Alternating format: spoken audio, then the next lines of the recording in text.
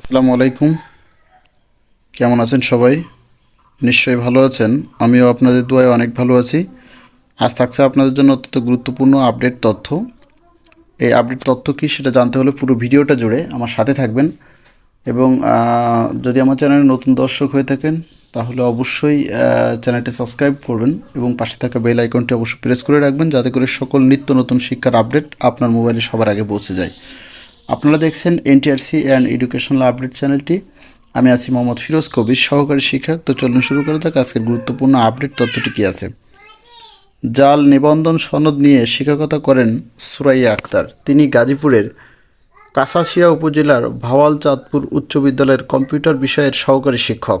গত 18ই মে তিনি সহ সারা দেশে মোট 678 জনকে চাকরিচ্যুত করে তাদের এমপিও বন্ধের নির্দেশ দেয় শিক্ষা মন্ত্রণালয়।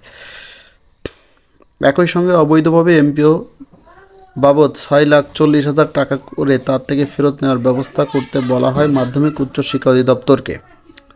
কিন্তু এই নির্দেশের মাসখানেক পরে এসে ওই শিক্ষককে ঈদুল আজহার উৎসব ভাতা দিয়েছে মাধ্যমিক উচ্চ শিক্ষা অধিদপ্তর।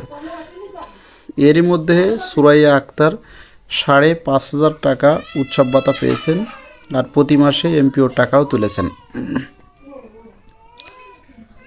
একই উপজেলার শহীদ গিয়াসউদ্দিন উচ্চ বিদ্যালয়ের কম্পিউটার বিষয়ের জাল শিক্ষক শামীমা সুলতানা ও কৃষি বিষয়ের জাল শিক্ষক জুলেখা আক্তার 5,110 টাকা করে উৎসব ভাতা পেয়েছেন।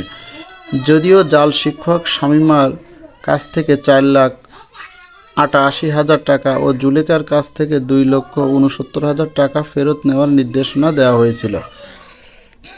দৈনিক আমাদের বার্তার অনুসন্ধানে জানা গেছে, শুধু তারাই নন, জাল সনদে চাকরি পাওয়া 678 জন শিক্ষকই এবার উৎসব ভাতা পেয়েছেন। গত মঙ্গলবার শিক্ষকদের উৎসব ভাতার চেক ছাড় করে মাধ্যমিক উচ্চ শিক্ষা অধিদপ্তর শিক্ষকদের উৎসব ভাতার শিট ওয়েবসাইটে আপলোড করা হয়েছে। শিট পর্যালোচনা করে দেখা গেছে জাল শিক্ষকদের সবাইকে উৎসব ভাতা দেওয়া হয়েছে। অধিদপ্তরের কর্তাদের দাবি, কাজের ব্যস্ততায় জাল শিক্ষকদের বিরুদ্ধে ব্যবস্থা নেওয়ার প্রক্রিয়া শুরু করা হয়নি। শোকেস করে তাদের এমপিও বন্ধ করা হবে। তবে এ বিষয়ে সাধারণ শিক্ষকরা বলছেন, জাল শিক্ষকদের উৎসব ভাতা দেওয়া রীতিমতো জামাই আদর। তাদের থেকে টাকা ফেরত না নিয়ে উল্টো কোটি কোটি টাকা এমপিও উৎসব ভাতা বাবদ দেওয়া প্রহসন ছাড়া আর কিছুই নয়। এদিকে জাল শিক্ষকরা স্থানীয় শিক্ষকদের কাছে দাবি করেছেন, তারা উপরের মহলের সবাইকে ম্যানেজ করে ফেলেছে। ওইসব তালিকা ও মন্ত্রণালয়ের নির্দেশনা কোনো কাজ হবে না।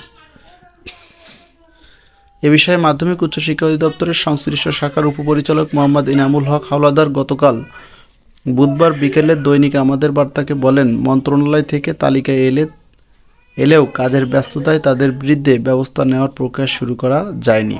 তাদের ইন্ডিভিজুয়ালি শোকেস করা হবে, তারপর তাদের এমপিও বন্ধ হবে।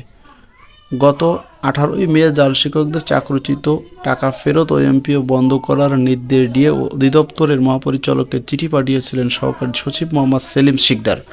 তিনি বর্তমান পবিত্র হজ পালনে সৌদি আরবে অবস্থান করছেন। এই নিউজটি কিন্তু করা হয়েছে যে দৈনিক আমাদের বার্তা এবং রিপোর্টটি করেছেন অত্যন্ত অথেন্টিক নিউজ রিপোর্টার রোমান তুজো ভাই। উনি খুবই আস্থাভাজন। ধন্যবাদ সকলকে। সাথে থাকবেন। আসসালামু আলাইকুম।